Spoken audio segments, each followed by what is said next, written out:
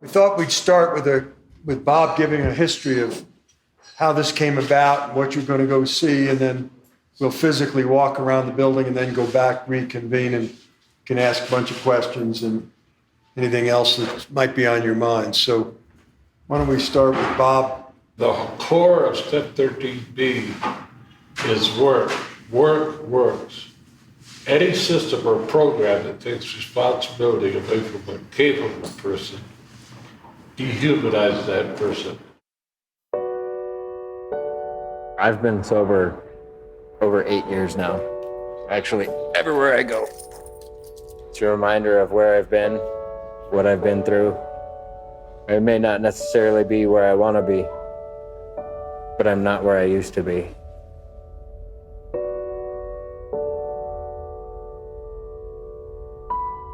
"30 years ago, there was a man named Bob Cote who was on the street right outside of our current building. I'm an alcoholic. You know, I was drinking down on Skid Row and living under bridges. I wouldn't be here today, Senator Cohen. I'd be dead." He decided that that was enough. So he poured out the remaining part of his drink, and he decided that he was going to get sober and he was going to take as many men with him as he possibly could. When Bob Cote died in September 2013, we set out to ensure that not only would his legacy continue, but it would impact even more lives in the future. Step 13 is located in the heart of the Ballpark neighborhood, the section of downtown Denver most impacted by people who are homeless. I did meth for 10 years. I drank, I smoked pot, I did everything. The people that I dealt with, there were a lot of really serious people.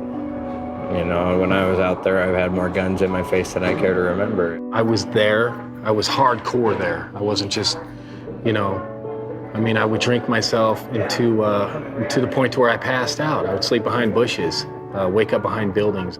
When I was finally done, I was looking at 17 years in prison. I was just in a downward spiral until I just ended up just succeeding to homelessness. I had become like a slave to alcohol, and was a full-blown alcoholic, a drug addict. Step 13 is a men's residential recovery program guided by sobriety, work, and accountability. When they walk in the door, they are introduced into a program that we like to call a peer recovery community. It's a program that allows men to recover from an alcohol and or drug addiction and to return to a self-sufficient, productive life where they can be tax-paying citizens and contribute to their communities and to their families. Addiction doesn't discriminate. Addiction can impact anyone, anywhere, anytime. The beauty of this program is we meet them where they are. You come to a place like this and you are not alone anymore. You don't have to hate yourself. You don't have to abuse yourself anymore. You can learn to start to love yourself. From day one in the program, the men are planning and preparing for what life's like after they leave. In order for them to participate here, they have to be willing to be self-sufficient. If they have any type of government assistance, they have to give that up. They have to make the choice that they're going to make a better life for themselves. As a condition of the program, the men are required to get up by 6:30 a.m. in the morning, and they're required to make their bed to military standards. If they in some way don't make their bed, they're given 5 hours of community service. They have to be out the door by 7:30 in the morning, working or looking for work.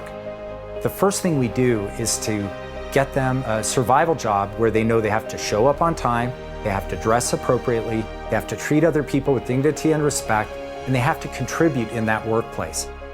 We're very fortunate to have an innovative partnership with Goodwill Industries. Most people will know Goodwill in terms of thrift stores, but it's the means to an end, and the end really is providing facilities and services to help Coloradans into self-sufficiency through work. And we felt there was an opportunity for our Career Connection Centers. This is the first one that we've had integrated so tightly with an organization like Step 13. We have a full-time Goodwill Career Connections professional to begin to help them rebuild their career profiles. You get them into a job, they get onto a better job, and they get into a career. And we're seeing some of that take place right now. We've seen about 150 people come through, and of which we've placed almost 100 into full-time employment. We also work with them in life skills. One of the first classes that they take is a budgeting class. Teaching them how to cook is a fun way to reintroduce them into that part of their self-sufficiency. Step 13 itself does not accept any government funding. So we believe in self-sufficiency for ourselves as well. So one of the ways that we provide for our revenue needs is that we operate a vehicle donation program. For many of our men, it's their first survival job. They go and they wash and wax donated vehicles. They vacuum them, shampoo them, and then we'll sell those vehicles. We are able to take in about 500 vehicles each year. We're able to generate about $1,000 per vehicle.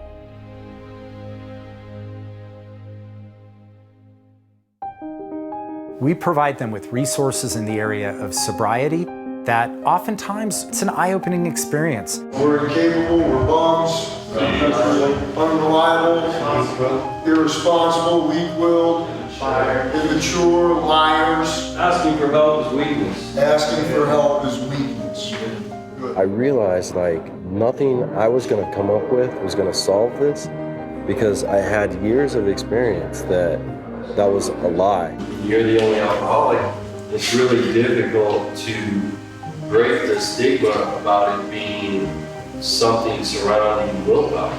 When it's the thinking that's the problem, and I've been thinking this way my whole life and able to trace back exact relapses because of resentments, it's the hardest thing I've ever had to do was to stop a thinking pattern that I've been doing for 33 years and reset it. This is what government is funding and doing. And this is what government is getting for what we're funding. This is what government's getting for what they're funding. You have not only you have the actual cost difference. And Bob, in a nutshell, the difference in success is what? You expect more from people, and you have responsibility and accountability, and they are required to earn their way through the program. But Paul, that's a very interesting contrast in terms of budget. Right. To look into Denver, Colorado, in the course of 1 year, how many people cycle through the traditional government-sponsored homeless program? And then when you contrast that with what they pay and what their result. Trying to tell the story, well, this is what conservatism at work means. This is what upward mobility means. This is what measuring poverty, fighting by outcomes, not by inputs means. This is what conservatives stand for. This is the other side of self-government, like I said last time. Self-government is not only responsibility for yourself, it's also responsibility for other people in your community, and that's what this means. I got like a fire in me now, like an ambition in me that I used to never have. It's never enough, you know, now that I'm getting into shape and I'm working, I'm making good money, I want to go to school now. When you do it, give it your all. 'Cause if you don't give it your all, you don't know how far you're going to go. Today, I still give it my all. I want to see how far I can go. But it isn't really for me now. More for my family. All I wanted was some relief from drinking and drugging every day. That was my highest aspiration when I came through those doors. What started out like that has turned into so much more.